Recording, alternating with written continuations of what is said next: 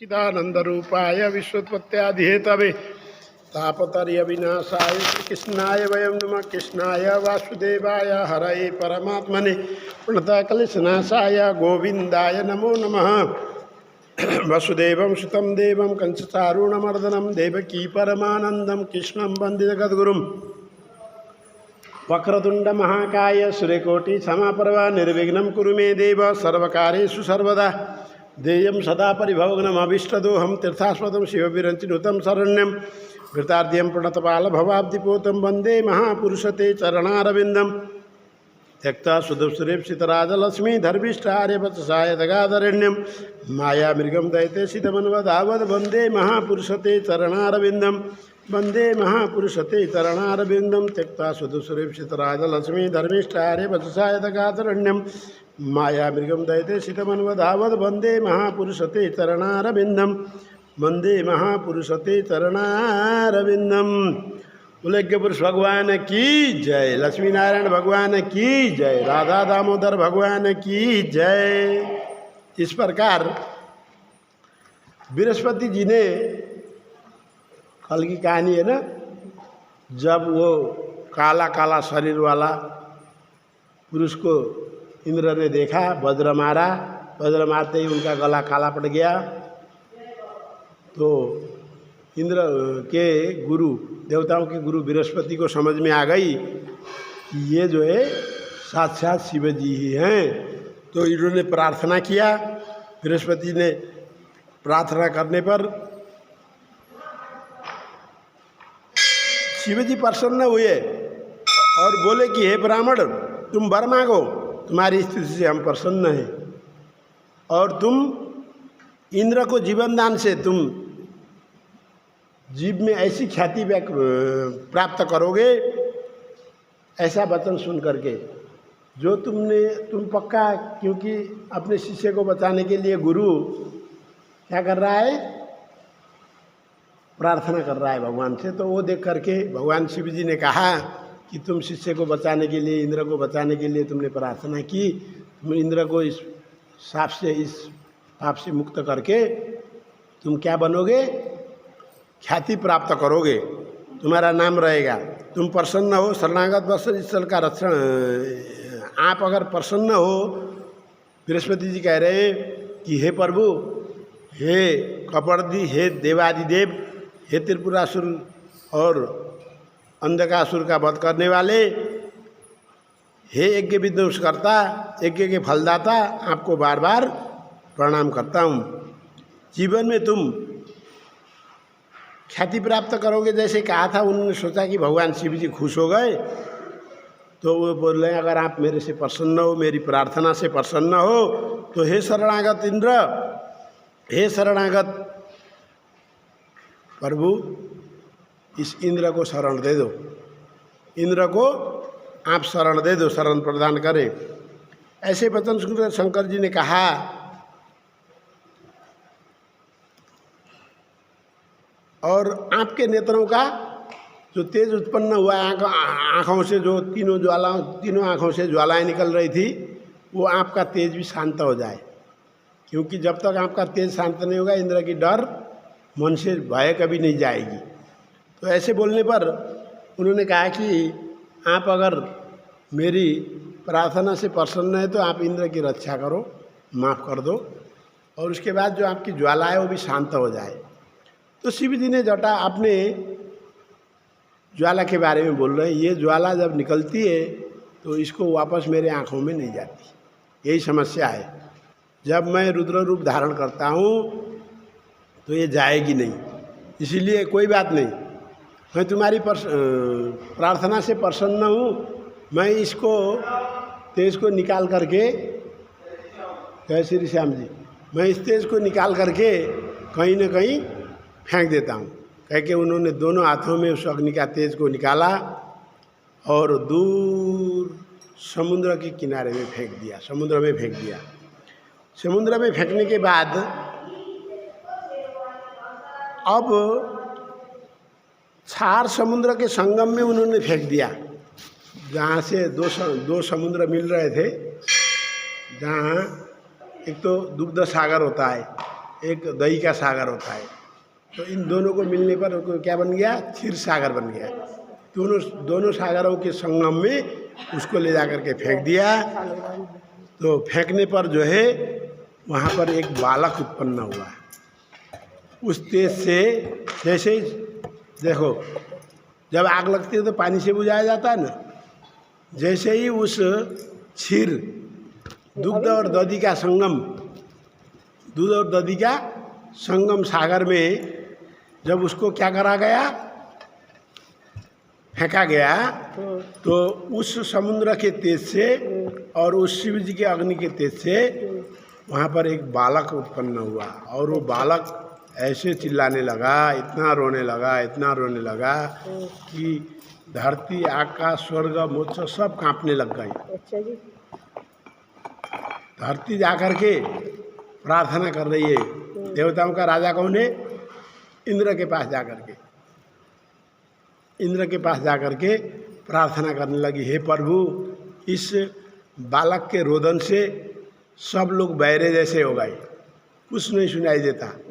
कोई आपस में बात भी करता है तो कोई नहीं सुनाई देता, क्योंकि इसका तेज, जो आवाज़ का तेज है, उससे सब बहरे जैसे हो गए। कुछ करो, रक्षा करो। स्वर्गलोक में जाकर के सातों लोग बहरे के समान हुए हैं, ऐसा सुनकर के विस्मित हुए। इंद्र जी ने वर्मा जी के पास भेजा उसको, पृथ्वी को, मेरे पास में कुछ नहीं है, बनाने वाले सब वर्मा जी हैं, क्या क्या बनाया था उनसे ही पूछो कैसे शांत होगा। वर्मा जी के पास जाकर के प्रार्थना की तो वर्मा जी जो है विस्मित होकर के, ऐसा सुन करके विस्मित हो गए। अच्छा, ऐसा भी होता है, इतना हो रहा है, हाँ आवाज़ तो आ रही है, ऐसे कह रहे। तो वर्मा जी चलो चलते हैं, क्योंकि उस स्थान पे आए जहाँ पर वो बालक रो रहा था। जैसे ही रो रहा था, रोते हुए बालक को क्या पता मेरे गोद में लेने पर शांत हो जाएगा। उन्होंने लिया, गोद में लिया और समुद्र से पूछा, समुद्र ये किसका बालक है, ये किसका बालक है? तो समुद्र ने प्रार्थना किया, अर्घ दिया वर्मा जी को और प्रार्थना करके बोला कि ये मेरा बालक है। ठीक, अब इसके भाग्य की लेखा जोखा क्या है, इसका किस्मत कैसा है, और इस बारे में बताइए। और इसका नामकरण संस्कार भी आप कर दो।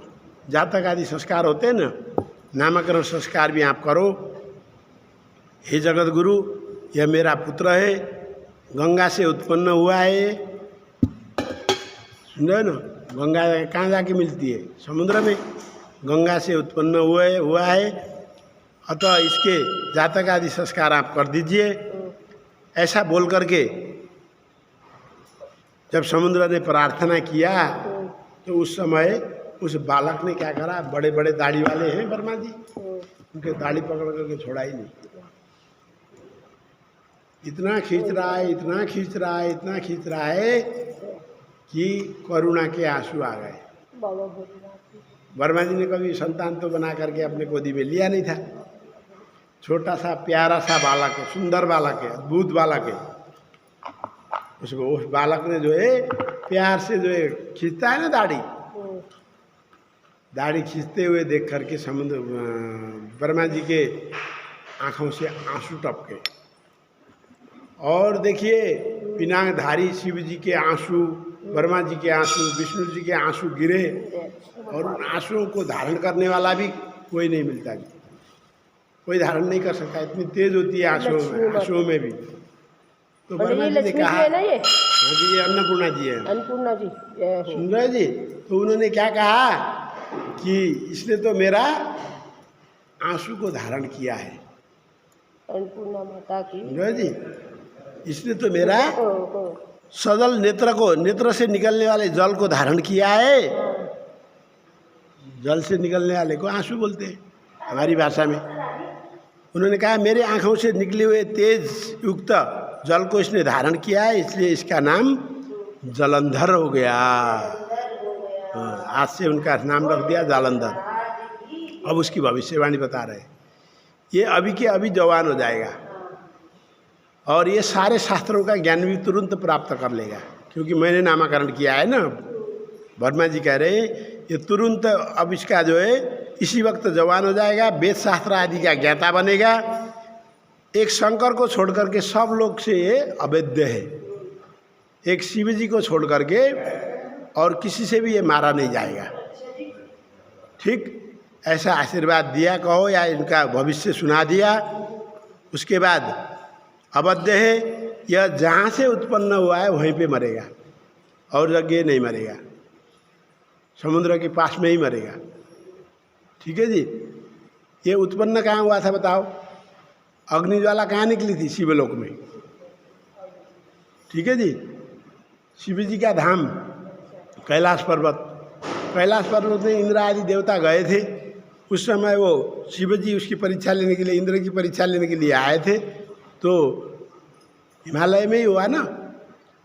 तो क्या हुआ, जहाँ ये उत्पन्न हुआ था उधर ही मरे, नष्ट होगा। ऐसे नारद जी से जो है नारद जी ने पृथ्वी राजा को बोलते हुए कहा कि वर्मा जी ऐसा कह करके शुक्राचार्य को बुला करके जलंधर का अभिषेक करने के लिए बोला। शुक्राचार्य कौन है? शुक्राचार्य कौन है? दैत्यों के गुरु। दैत्यों के गुरु शुक्राचार्य को बुलाया। ये दैत्य कुल से उत्पन्न हुआ है, क्योंकि समुद्र दैत्यों को आश्रय देती है। समुद्र दैत्यों को आश्रय देती है, इसलिए दैत्य लोग समुद्र में छिप के बैठते थे। जब देवताओं का राज होता था, देवताओं की जीत होती थी, तो सब बचे हुए दैत्य भाग करके समुद्र में शरण लेते थे। शरण देती है तो इसका पुत्र है, इसने कहा है, समुद्र ने कहा इसका पुत्र है, तो ये राक्षसी हुआ।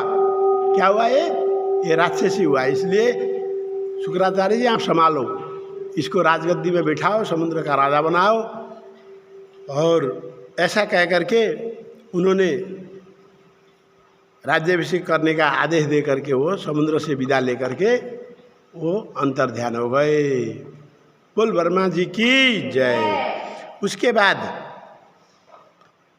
पुत्र का मुख देख करके समुद्र ने, पुत्र का मुख देख करके चकित नेत्र हुए समुद्र ने। पुत्रवधु प्राप्ति करने की कामना से कालनेमी नाम का राक्षस, कालनेमी को भगवान श्री कृष्ण ने जब मारा था ना, कालनेमी अग्नि है, सुन रहे हैं ना। कालनेमी भगवान श्री कृष्ण को मारने के लिए पीछे पड़ करके पूरे जंगल में जहाँ पे गए थे उस पूरे जंगल में आग लगा दी थी। उस कालनेमी को से भय से भाग भाग करके वो कहाँ पहुँचे? एक गुफा में पहुँचे। सुन रहे हो? पीताम्बरधारी श्री कृष्ण भगवान कालनेमी से बचने के लिए गुफा में पहुँचे। गुफा में एक ऋषि है, वो राजा है, वो राजा सो रहे थे। उनको ये था, उन्होंने ये कह के सोया था कि मैं ध्यानस्थ होकर के सो रहा हूँ, जो भी मेरी निद्रा जगाएगा वो जो है मेरी आँखों के तेज से जल करके भस्म हो जाए, कह करके वो अपने निद्रा में सो गए थे। तो भगवान श्री कृष्ण जी आए, जैसे ही उसको गुस्सा में प्रवेश करे, अब उसको जाके जगाएंगे तो श्री कृष्ण जी नष्ट हो जाएंगे। तो उन्होंने क्या करा, अपना पीताम्बर धारण करवा दिया उसको, उसके ऊपर उड़ा दिया और वो छोटे से ऊपर गुफा के अंदर जो छोटा सा बिल था उसमें छुप करके बैठ गए। वो कालने भी पीछे पीछे आया, देख रहा है वो गुफा के अंदर चला गया कन्हैया, वो भी गुफा के अंदर गया। अच्छा, यहाँ पर सोने का नाटक कर रहा है तू, क्योंकि ऊपर से पीताम्बर तो उड़ा रखा है उन्होंने। राधे राधे लिखे हुए पीताम्बर, राम राम जी लिखे हुए पीताम्बर नहीं उड़ते हम लोग, ऐसे पीताम्बर उड़ा रखा है। उसने सोचा है किशन यही है, यूं वज्र लेकर के ऐसे मारा उसने कालने में ने, तो उनका नाम मैं भूल गया। वो राजा जग गए, जगते के साथ ही जो नेत्रों से जो है अग्नि निकली और कालने भी मारा गया, वहीं पे मारा गया। उसके बाद भगवान श्री कृष्ण निकल करके उसको आशीर्वाद दिया, क्योंकि उसको वरदान मिला था पूर्व जन्म का कि जब श्री कृष्ण भगवान अवतार लेंगे तुम गुफा में सोए हुए होगे तभी तुम्हारी मुक्ति होगी। तो तब श्री कृष्ण भगवान ने पूछा तू कौन है? ऐसा ऐसा था, ऐसा ऐसा था, इस पाप के कारण मैं ऐसा हुआ था, आज आपने मेरा उद्धार कर दिया, क्योंकि उसको भी भगवान ने जो है मुक्ति दे दी। अब उसके बाद कालनेमी जो था उसकी पुत्री थी, एक बहुत सुंदर कन्या थी। कालनेमी की पुत्री से विवाह के लिए समुद्र ने प्रस्ताव रखा, तो बड़ा ही आकर्षक बालक था। ठीक है, हट्टा कट्टा नौजवान बालक को देख करके कालनेमी ने अपनी बेटी वृंदा, उसका नाम था, वृंदा के साथ जालंधर का विवाह हो गया, या जालंधर का विवाह वृंदा के साथ हो गया। अब मनोहर पतिव्रता में पहला नंबर की थी। वो कैसा था, कैसी थी? देखने में मनोहर थी, सुंदर थी, तीनों लोकों में सुंदर। माँ पार्वती 14 लोकों में सुंदर, और वो तीनों लोकों में सुंदर थी। पतिव्रताओं में पहला नंबर था उसका, पतिव्रता नारी थी। वृंदा से रात दिन कीड़ा करते हुए आए हुए जालंधर को कीड़ा करता था जालंधर, और उसके बाद आए हुए जालंधर को वृंदा हाथ जोड़ करके अर्घ्य पात्र लेकर के आचमन कराती थी, पैर धोती थी, हाथ धुलाती थी, मुख में पीने के लिए जल देती थी, सेवा बहुत करती थी पतिदेव की। और आप भी पंखा डुलाती थी। नौकर चाकर थे ना उसके राज्य में, नौकरानियों को नहीं देती थी, ठीक है जी, राजकन्याओं को नहीं देती थी। वो खुद ही जो है अपने पति की सेवा खुद ही करती थी, अपने आप ही पंखा डुलाती थी, पंखा करती थी। मेरे पति नारायण हैं ऐसा सोचती थी। क्या सोचना चाहिए? मेरे पति नारायण हैं, ये निश्चय करके सदा पतिव्रता का धर्म का पालन करती थी, पतिव्रता धर्म का सेवन करती थी। अब पतिव्रता के लक्षण बताए शास्त्र में, शास्त्र में पतिव्रता के लक्षण बताए। कैसी नारी को पतिव्रता कहा जाता है?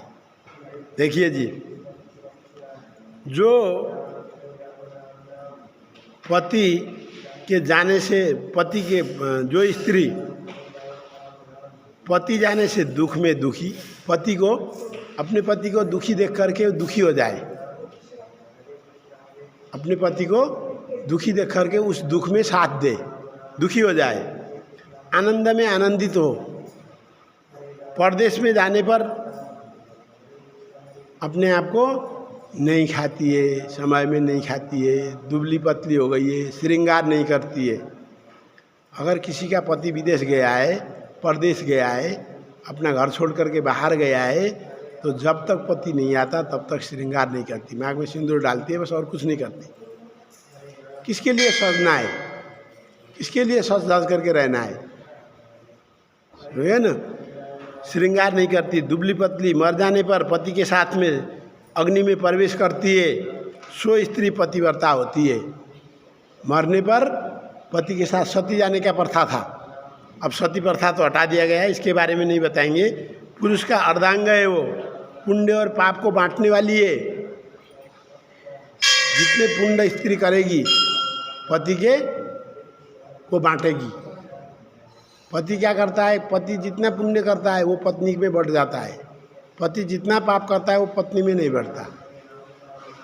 पर पत्नी अगर पाप करती है और पत्नी पाप करती है तो वो पाप फिर पुरुष को भी लगेगा, क्योंकि उसने शिक्षा क्यों नहीं दिया, उसने ज्ञान नहीं क्यों दिया अपनी पत्नी को। पतिव्रता नारी है, उसको ज्ञान क्यों नहीं दिया? तो पुरुष की गलती है, बिगड़ गई नारी। पुरुष के कारण तो नारी बिगड़ती है, वो ध्यान नहीं देता अपनी पत्नी के ऊपर। वो तो पतिव्रता नारी है एक तरफ से, पर वो पति जो है पत्नीव्रता नहीं है, ध्यान नहीं दिया तो वो बिगड़ गई, उसने पाप करे तो उस पाप का आधा भाग पति को भी लेना पड़ेगा। पर पति जितना भी पाप करे पत्नी को ग्रहण नहीं करे। शास्त्र ने देखो महिलाओं के लिए बहुत बड़ी व्यवस्था करी है, सुने, सबसे आगे रखा है। नहीं तो देखो सीताराम क्यों कहे, राम सीता क्यों नहीं कहते? हाँ, शंकर पार्वती क्यों नहीं कहते? राधे श्याम क्यों नहीं बोलते? क्यों बोलते? श्याम राधे क्यों आया, क्यों नहीं आया? पहले श्याम का नाम क्यों नहीं आया? शास्त्र में महिलाओं को बहुत उचित दर दे रखा है, सुन रहे जी, श्रेष्ठ नारी का रूप दिया है। तो उस धर्म का पालन नहीं करती है तो उसका पाप पति को भी भुगतना पड़ेगा। इस प्रकार अपनी देह में रोम प्रमाण 3.5 करोड़ कोटि वर्षों तक स्वर्ग में पहुंचाती है वो नारी, जो पति के साथ चिता में भस्म हो जाती है, ऐसा कहा गया है। जैसे ब्यालगराई सर्प को बालात बिल से खींच लेता है, उसे पतिव्रता स्त्री भी पति को लेकर के, पति के जितने भी पाप होंगे, पतिव्रता स्त्री पति के जितने भी पाप हैं उन सब पापों को हरण करते हुए उसको लेकर के स्वर्ग में जाके निवास करेगी। ठीक है जी। पवित्र करती है। पति मर गए तो उसके पीछे सब स्त्रियों को सती होने से सिवाय और दूसरा कोई धर्म नहीं है। अब सती का प्रथा तो मिट गया, तो फिर भी विधवा होने के बाद विधवा धर्म का पालन करो ना। हमेशा अपने पति के गुणगान गाएं, अपने पति को याद करें। ठीक है जी, अपने पति को याद करें और बच्चों का संरक्षण करते हुए भगवान का ध्यान करते हुए भगवान की पूजा पाठ दान पुण्य जो बनता है करते हुए जाए। और खुद भी देखो, पति न होते हुए भी पतिव्रता धर्म का पालन किया जा सकता है, विधवा धर्म का पालन किया जा सकता है। तो ऐसे धर्म का पालन करें, सिवाय दूसरा कोई धर्म नहीं है। दैत्य पाताल में रहते थे, वे जालंधर के आश्रय में निर्भय होकर के पृथ्वी मंडल में आ गए। अब क्या हुआ, उधर जालंधर को देख करके अरे शुक्राचार्य जी ने तो बहुत बड़ा प्रोग्राम रखा है, राज्याभिषेक होगा, हैं। ये सुन करके देव जो छुप करके बैठे हुए थे बिल में छुपे हुए दैत्यगण सब बाहर आ गए, अपने शस्त्र हथियार के साथ अपने दल बल को लेकर के आए। जब उसका राज्याभिषेक हो रहा था तो दलों की तो वहाँ दैत्यों की तो भीड़ लग गई। एक दिन नारद जी, देखो चुटकी लगाने वाले नारद जी है, भिड़ाने वाले नारद जी। नारद जी का काम है भिड़ाना, भिड़ाते। किसी को आशीर्वाद दे दोगे ना, तुम्हारे घर में नारद जी पधारे, बस उस घर में लड़ाई शुरू हो जाती है। हाँ, इधर उधर कर देते। तो नारद जी आए। जैसे नारद जी, देखो नारद जी फिर देवताओं के भी पूजनीय हैं, दैत्यों के भी पूजनीय है, सब मानते हैं नारद जी को, सबके गुरु हैं वो, समझे जी। हाँ, और कौन से भी गुरु जी का नाम से सम्मान करता था, सुन रहे जी। गुरु मतलब मंत्र दिया, वो गुरु की जरूरत है, ऐसे गुरु जी बोलते हैं, सब सम्मान देते हैं, उनको इज्जत देते हैं। तो नारद जी आए, जैसे ही आए तो जालंधर ने अर्घ दिया। नारद जी से पूछा, हे प्रभु नारद जी, आप क्यों यहाँ इतना पधारे, इतना कष्ट क्यों किया आपने, मुझे बुला लिया होता, मैं आ जाता आपका सेवक आपकी सेवा में। आप कहाँ से आ रहे हो, कैसे आ रहे हो? तो नारद जी ने कहा, कुछ नहीं, मैं कैलाश पर्वत में गया था, मैंने वहाँ पर शिव जी का इतना बड़ा साम्राज्य देखा, इतने रत्न और इतने वन वाटिकाएँ दीपमालाएँ, इतना सुंदर सौंदर्य, और मैंने मन में सोचा कि क्या ऐसा सौंदर्य 14 लोक में किसी और के पास है क्या? तो मैं विष्णु लोक भी गया। विष्णु लोक में विष्णु जी तो वहाँ निठल्ले सो रहे हैं, उनकी तो कोई पत्नी भी नहीं है, धर्म पत्नी भी नहीं है, हाँ। और यहाँ आकर के देखा साम्राज्य उन रत्नों से परिपूर्ण, देवता लोग रत्नों से परिपूर्ण है, क्योंकि देवताओं ने जो है वो समुद्र मंथन करके रत्न को लिया था। तो रत्न तो देवताओं के पास है, समुद्र के पास तो खाली है, बंदर है, वहाँ तो कोई रत्न ही नहीं है। भोलेनाथ जी शिव जी इतने रत्नों से परिपूर्णित, और उसमें भी सोने में सुहागा क्या है, पार्वती जैसी 14 लोक में सुंदरी पत्नी है उनकी। और मैंने आपकी वृंदा को भी देखा, वृंदा माता के भी मैंने दर्शन करे, सुन रहे जी, मैंने वृंदा माता के भी दर्शन करे। पर वो शोभायमान जो शिव जी के पास है, वो विलासिता जीवन शिव जी के पास है, वो यहाँ नहीं मिला मेरे को।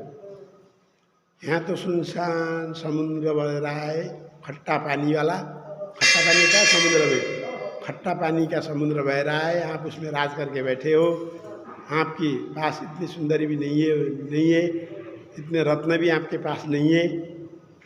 ये देख करके मैं जो है थोड़ा सा मेरे मन में खिन्नता हो रही है। ठीक है, मैं ऐसे ही घूमता हुआ जा रहा हूँ, अभी मुझे बर्मलोक भी पहुँचना है। ठीक है जी, मैं चलता हूँ कह के विदावादी चले गए। ये सुन करके तो उस दैत्य को तो खून खोल गया, उस दैत्य का खून खोल गया। लाल लाल नेत्र करके उसने राहु को बुलाया। राहु ब्राह्मण है। राहु कौन है? राहु ब्राह्मण है। राहु को बुलाया, जा करके मेरी फरमान सुना दे। तुम शमशानवासी हो, भस्मों को धारण करते हो, तुम्हें ऐसी सुंदर पत्नी किस लिए चाहिए? जो सुंदर पार्वती है वो तो हमारे महाराज जालंधर के योग्य है, इसीलिए तुम साम्राज्य सहित पार्वती को जालंधर के दान कर दो का, जालंधर को दान कर दो का। तो राहु ने जो है गया, जा करके जैसे ही नंदी जी द्वारपाल थे, द्वारपाल नंदी जी को देखा, नंदी जी उसको मारने के लिए तैयार हो गए। उतने में शिव जी को पता चला, चिल्ला रहा है राहु, हे भोलेनाथ मैं ब्राह्मण हूँ, अगर ये मैं किसी का भेजा हुआ दूत हूँ, अगर दूत को ये मारेगा तो इसे ब्रह्म हत्या का पाप लगेगा। चिल्लाते हुए शिव जी ने देखा तो नंदी जी को संकेत कर दिया कि रुक जाओ, थोड़ी देर रुक जाओ, ठीक, थोड़ी देर रुक जाओ। तो नंदी जी शांत हो गए। उसने अपनी बात रखी, उसने कहा मैं जालंधर का भेजा हुआ दूत हूँ, हमारे महाराज की ऐसी आज्ञा है कि आपके पास जो रत्न रखे हुए हैं, जो साम्राज्य है, उसके सहित आप शमशानवासी हो, आप तो जटा धारण करते हो, आप तो भस्म धारण करते हो, ठीक है, नाक की माला पहनते हो, नरमुंडों की माला पहनने वाले, आप जैसे को ये पार्वती जैसी सुंदर पत्नी शोभायमान नहीं है।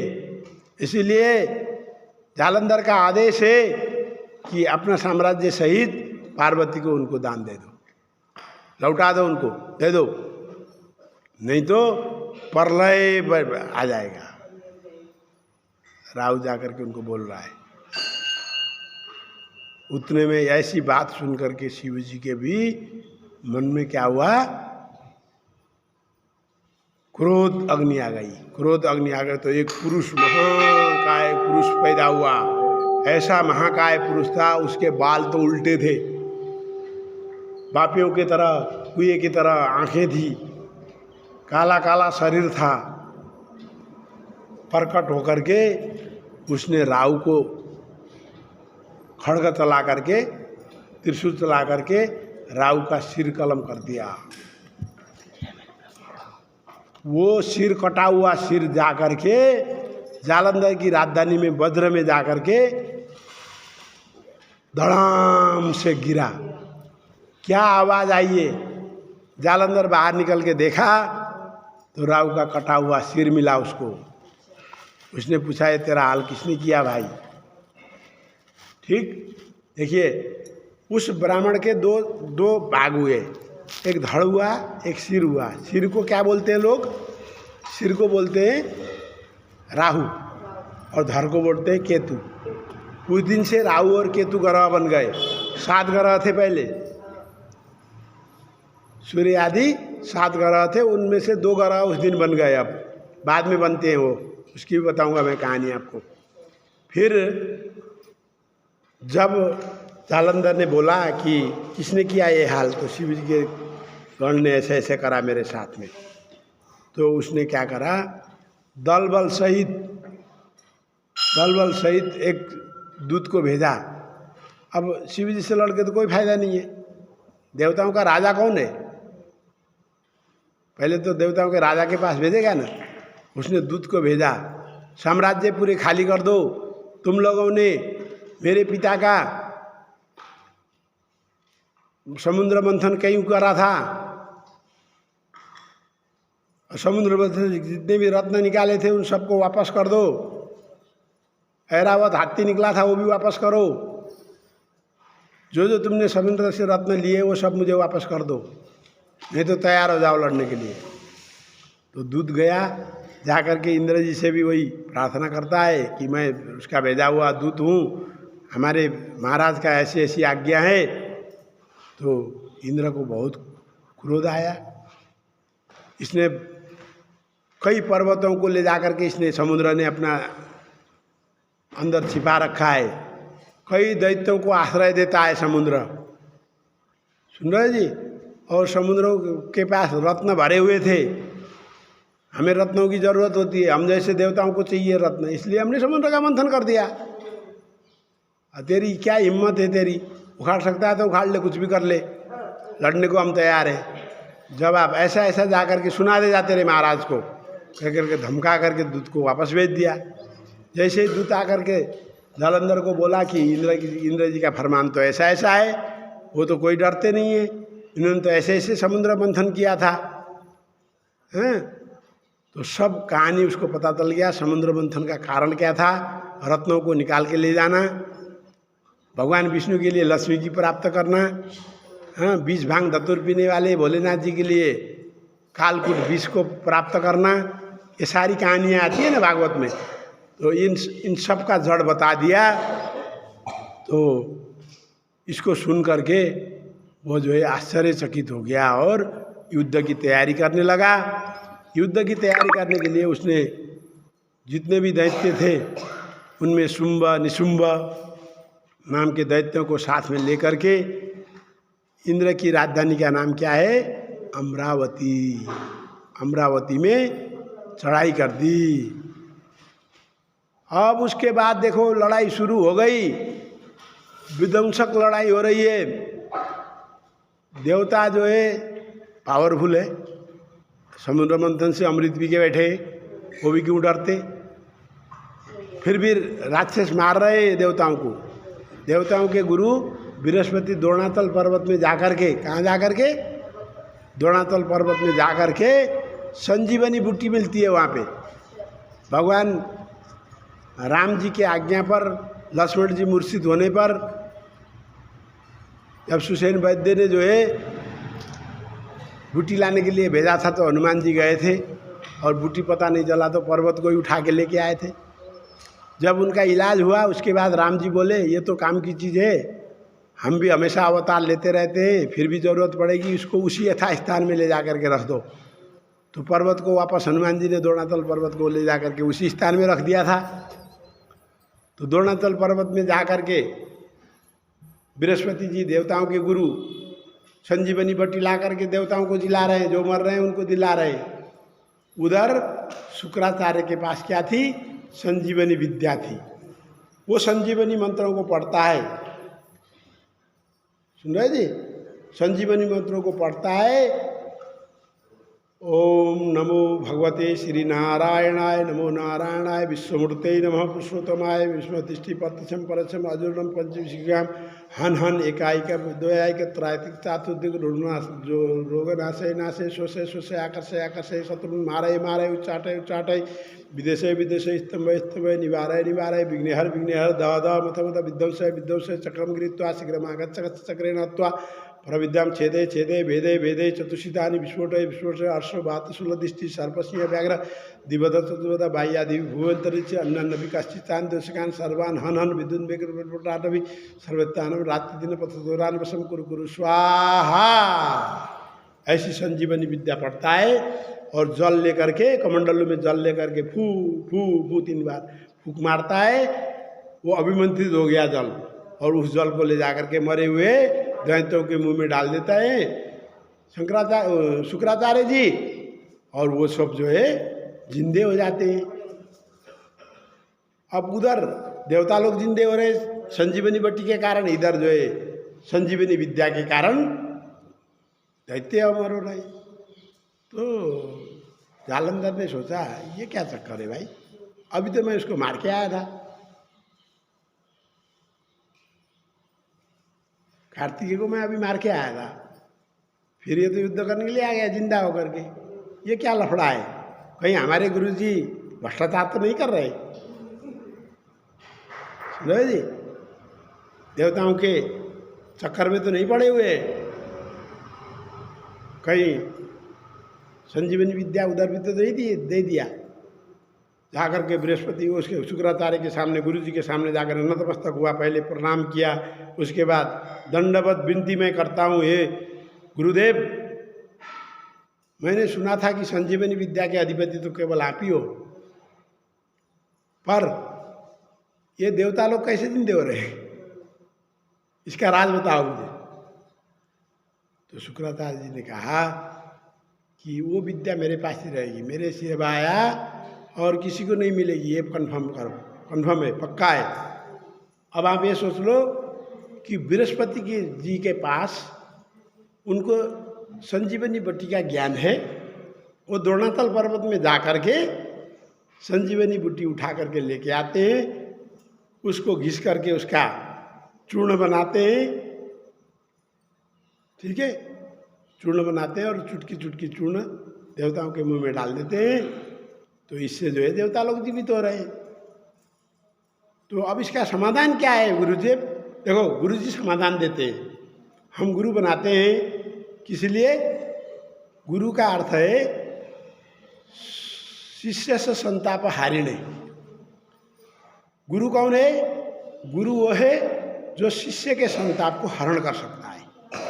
गुरु के पास हर प्रकार की क्षमता है, असंभव को भी संभव कर देता है। क्या कहा? गुरुर्ब्रह्मा गुरुर्विष्णु गुरुदेवो महेश्वरः गुरु साक्षात् परम ब्रह्म तस्मै श्री गुरुवे नमः। सब कुछ गुरु है, ब्रह्मा विष्णु महेश परब्रह्मा सब गुरु है। गुरु शिष्य संताप हारिणे है, गुरु शिष्य के संताप को हरण कर सकता है। अखंड मंडलाकारं व्याप्तम येन चराचरम तत्पदम दर्शितम मेनम तस्मै श्री गुरुवे नमः। ऐसे गुरुदेव अखंड है, मंडलाकार है और चराचर में व्याप्त है, सबके अंदर व्याप्त है। ये नहीं है एक गुरुजी के 350 करोड़ शिष्य थे, 350 करोड़ शिष्य थे। अब ये बताओ, हैं, ये अभी चल रहा है, एक धाम चल रहा है बागेश्वर धाम। अब वहाँ जाकर के सबकी पर्ची थोड़ी निकलती है, वो तो गुरु है। वहाँ जाकर के मेरी पर्ची निकलेगा कि कोई नहीं जाता वहाँ जाकर के हाजिरी दे करके जो भी होता है, वहाँ का सिस्टम क्या है, प्रसाद चढ़ाना है, दक्षिणा चढ़ाना है, या कुछ फूल मालाएं अर्पण करना, जो भी वहाँ का सिस्टम होगा वो करके आ गया, उसका कल्याण हो गया। उसने उसको दिल से गुरु मान रखा है, उसको फॉलो करता है। अब तो ऑनलाइन गुरु जी ज़्यादा आ गए, ठीक है जी। तो गुरु कौन है? शिष्य से संताप हारिणे, शिष्य के संताप को हरण करने वाला गुरु है। तो इस संशय से मुझे मुक्ति दिलाओ, क्या है इसका? तो गुरु जी बोले बहुत आसान काम है, आप तो दैत्यों के राज हो, राजा हो, आप कुछ भी कर सकते हो। द्रोणातल पर्वत को उठा कर समुद्र में डाल दो ना, कौन जाएगा समुद्र में लेने? बृहस्पति समुद्र के अंदर घुस जाएंगे तो डूब जाएंगे, और समुद्र तुम्हारा राजधानी है, तुम्हारे राजधानी में कैसे प्रवेश कर पाएंगे? वो कहानी खत्म। उसने रातों रात जो है द्रोणातल पर्वत को उठा करके समुद्र में डाल दिया, ठीक है जी। अब उधर बृहस्पति जी अगले दिन सुबेरे सुबेरे उठ करके, रात को तो उठा दिया पर्वत, सुबेरे उठ करके गए हो। अब रात भर दैत्यों की लड़ाई होती है रात में, दैत्यों की पावर 1000 गुना बढ़ता है रात में। इसलिए तो हम देवताओं के अंश से पैदा हुए हैं, हमारा कर्म है दिन का कर्म, ठीक। रात को जगता है कोई अगर, तो मोबाइल लेकर के जगना नहीं चाहिए। भगवान के कीर्तन के लिए जगो, भगवान की तपस्या के लिए जगो, तो वो भगवान रक्षा करेंगे उसकी। नहीं तो रात्रि में अंटशंट काम करने जाओगे और कुछ हो जाएगा, ऊपर नीचे हो जाएगा, तो उसकी जिम्मेवारी भगवान नहीं लेते। तुझे मैंने रात और दिन करके दिया था ना, दैत्य के समय में क्यों घर से बाहर निकला तू? हैं? मान लो आपका बेटा रात को 9 बजे 10 बजे 11 बजे काम में मम्मी कह के निकलने से आता है, तो आप क्या कहते हो? रात के समय में कहाँ जा रहा है बेटा? टोकते हैं ना। रात पराया है, रात दैत्यों का है, रात शत्रुओं का है, और भगवान ने आशीर्वाद दिया है रात को।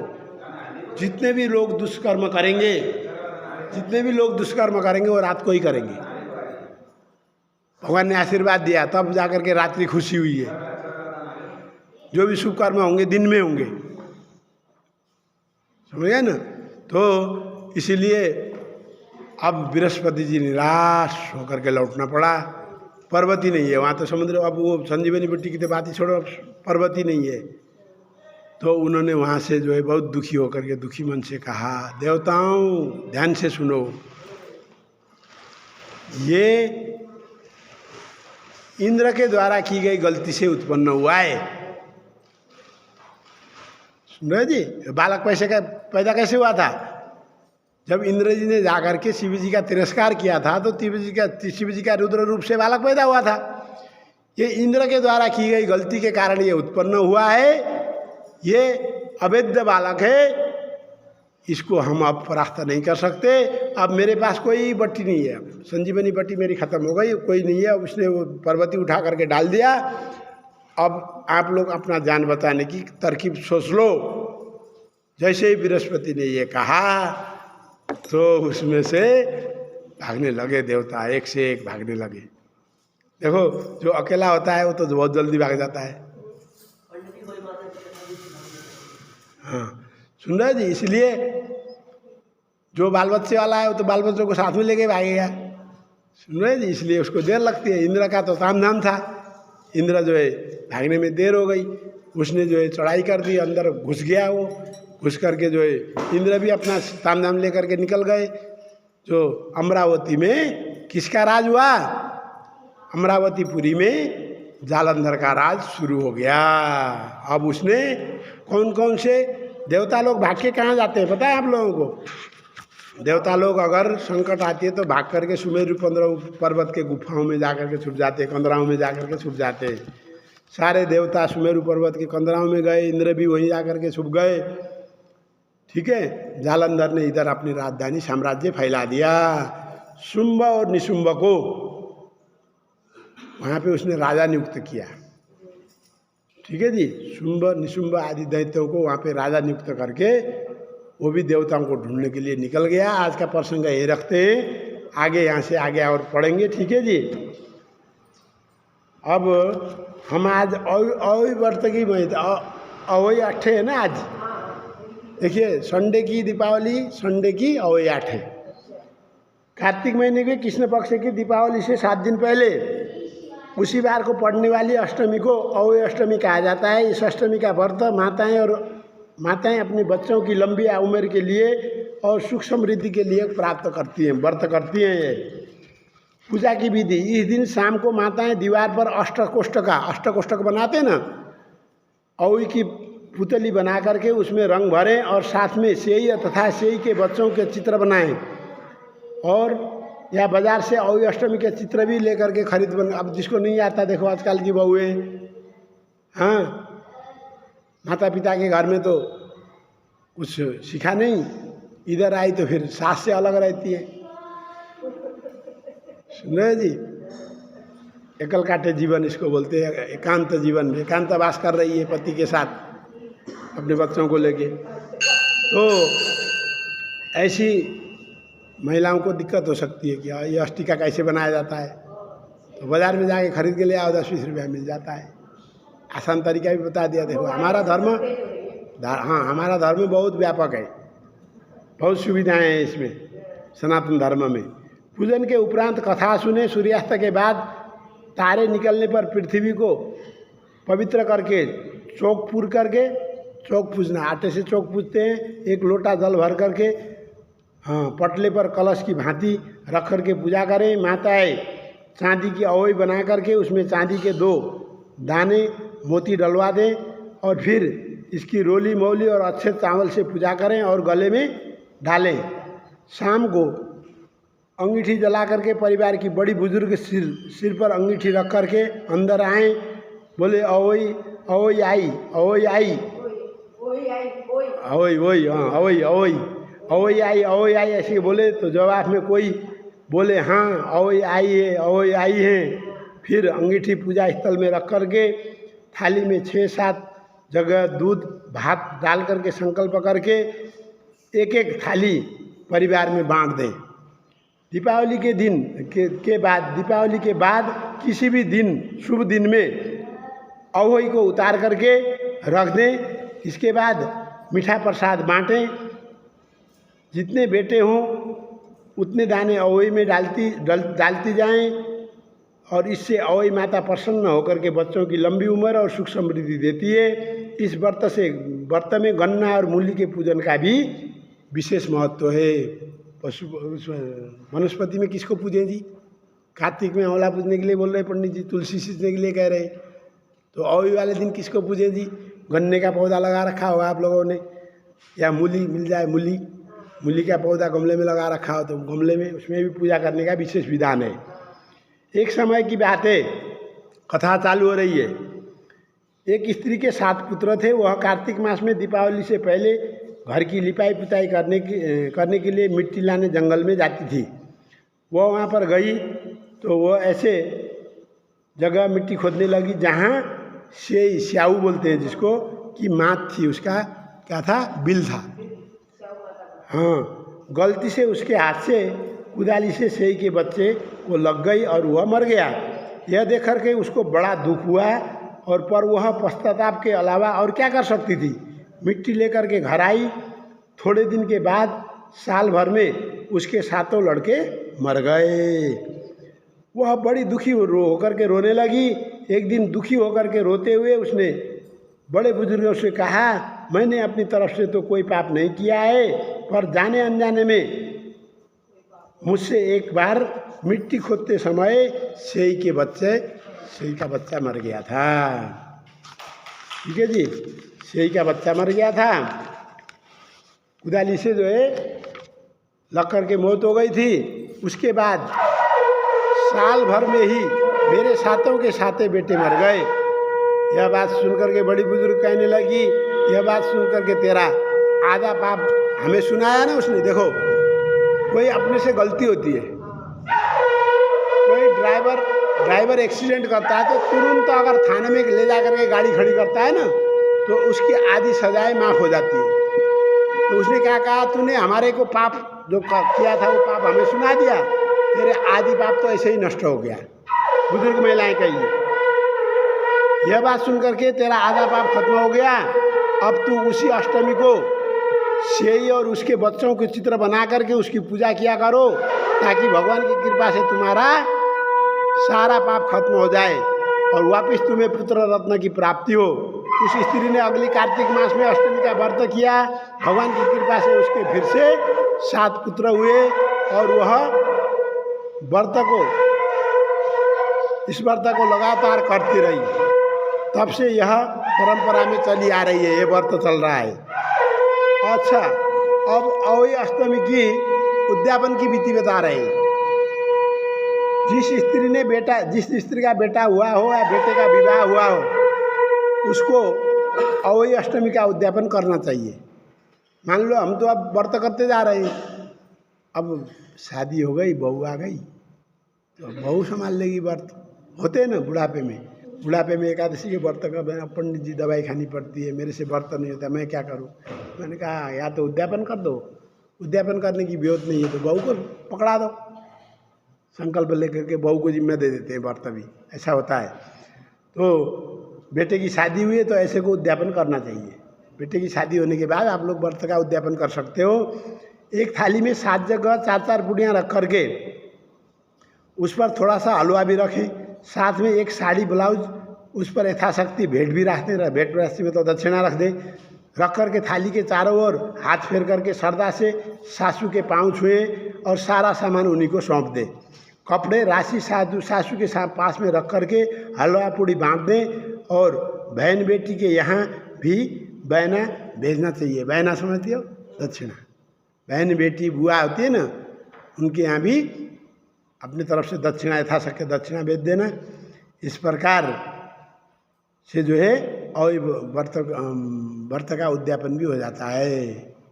ठीक है जी, बोलो अवई माता की जय, यज्ञ पुरुष भगवान की जय, राधा दामोदर भगवान की जय, सियावर रामचंद्र भगवान की जय, राधावर कृष्णचंद्र भगवान की जय, उमापति महादेव की जय, तुलसी मैया की जय, सावित्री मैया की जय, यज्ञ पुरुष भगवान की जय, ओई माता की जय, अन्नपूर्णा मैया की जय, यज्ञ पुरुष भगवान की जय।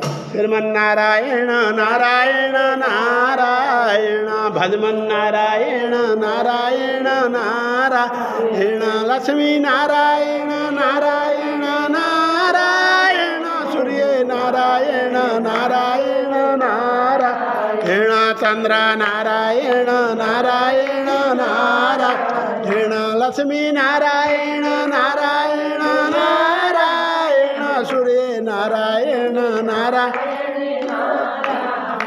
बद्री नारायण नारायण नारायण, मुक्ति नारायण नारायण नारायण, लक्ष्मी नारायण नारायण नारायण, श्रीमन नारायण नारायण नारायण, भजमन नारायण।